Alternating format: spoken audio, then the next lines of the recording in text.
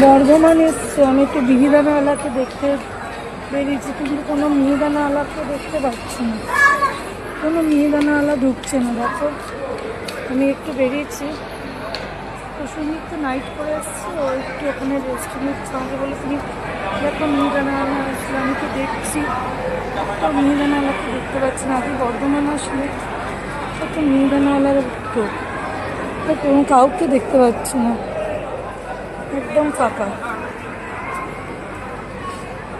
মিহিদানা খেতে ভালো লাগে।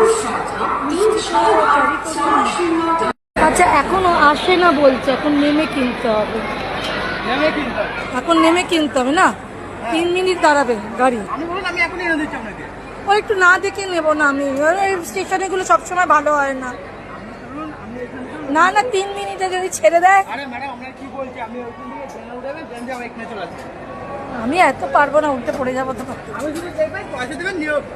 আগের মতন আর এখন ওঠে না, ওখানে স্টল মানে দোকানে গিয়ে নিতে হবে এটাই বলছে, কিন্তু আমি নামতে ভয় পাচ্ছি। প্রচুর একটু রেস্ট নিচ্ছে, নাইট করে এসছে তো, তো দেখি এই যাত্রায় কী হয়। কারণ আমি যেহেতু মিষ্টি প্রিয়, তাই আমার একটু মিহিদানার জন্য একটুখানি মন চঞ্চল করছে, কিন্তু যত এগিয়ে আসছে তত এক্সাইটেডও লাগছে।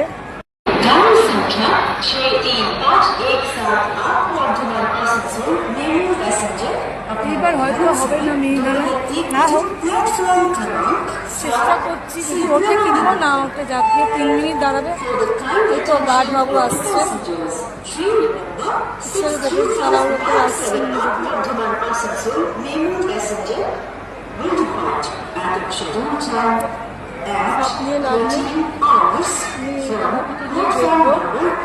যদি পাই তো নেবো, নাহলে মিহিদানা এই যাত্রায় না খাবো, বুঝলে?